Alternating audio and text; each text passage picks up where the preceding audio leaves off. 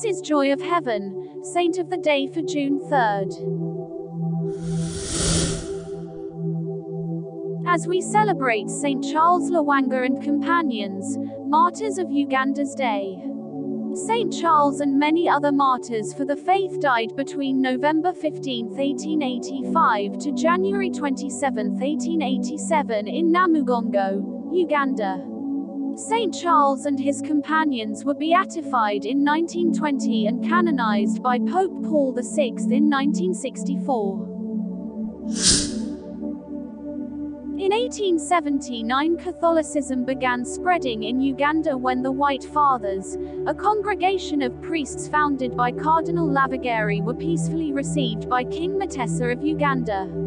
The priests soon began preparing catechumens for baptism, and before long a number of the young pages in the king's court had become Catholics.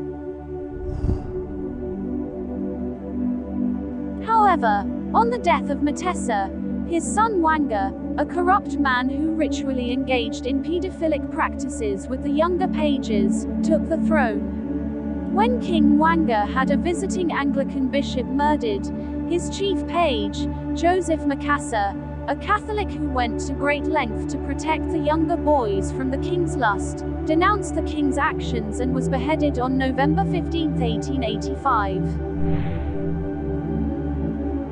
The 25-year-old Charles Lwanga, a man wholly dedicated to the Christian instruction of the younger boys, became the chief page, and just as forcibly protected them from the king's advances.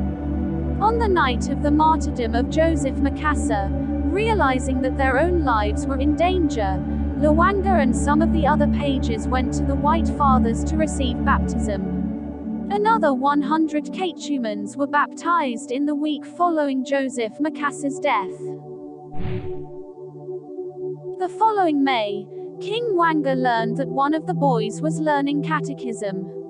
He was furious and ordered all the pages to be questioned to separate the Christians from the others. The Christians, 15 in all, between the ages of 13 and 25, stepped forward. The king asked them if they were willing to keep their faith. They answered in unison, "Until death." They were bound together and taken on a 2-day walk to Namugongo, where they were to be burned at the stake. On the way, Matthias Kalamba, one of the eldest boys, exclaimed, "God will rescue me. But you will not see how he does it, because he will take my soul and leave you only my body." The executioners cut him to pieces and left him to die alone on the road, which took at least 3 days.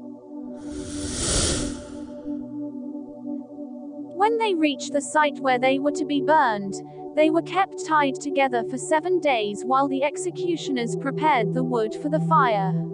On June 3, 1886, the Feast of the Ascension, Charles Lwanga was separated from the others and burned at the stake.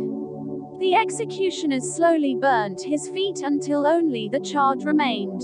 Still alive, they promised him that they would let him go if he renounced his faith.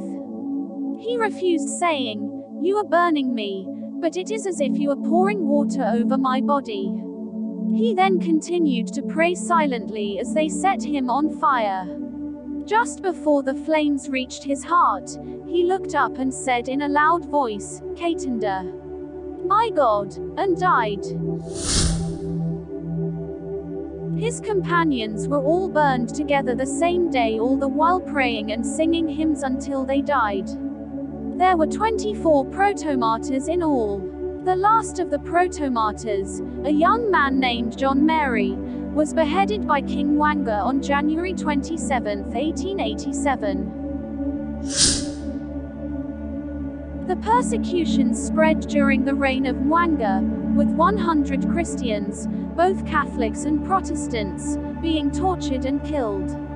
St. Charles Lwanga is the patron saint of African Catholic Youth Action.